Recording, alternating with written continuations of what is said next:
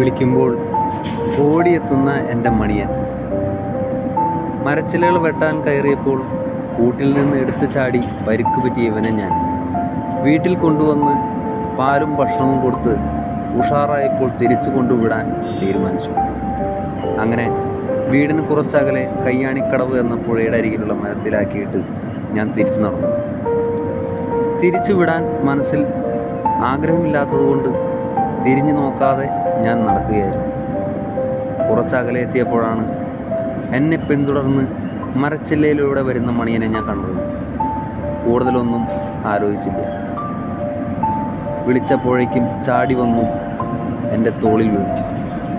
വീട്ടിൽ വന്ന് എൻ്റെ മുറ്റത്തുള്ള ഞാവിൻ മരത്തിൽ ഞാൻ അവന് സ്വതന്ത്രമായി വിട്ടു. പൂർണ്ണ സ്വാതന്ത്ര്യത്തിൽ കളിച്ചു നടക്കുന്ന മണിയനെ ഞാൻ വിളിച്ചാൽ ആ നിമിഷം എൻ്റെ അരികിലേക്ക് അവൻ ഓടിയെത്തും. പുട്ടാണ് ഏറ്റവും ഇഷ്ടം. വീടിനകവും പുറവും ഒരുപോലെയാണ് മണിയൻ. എനിക്കും എൻ്റെ കുടുംബത്തിനും ഒരേപോലെ കൗതുകം ഉണർത്തുന്ന എൻ്റെ മണിയൻ. അടുത്ത കാഴ്ചയുമായി വീണ്ടും കാണാം.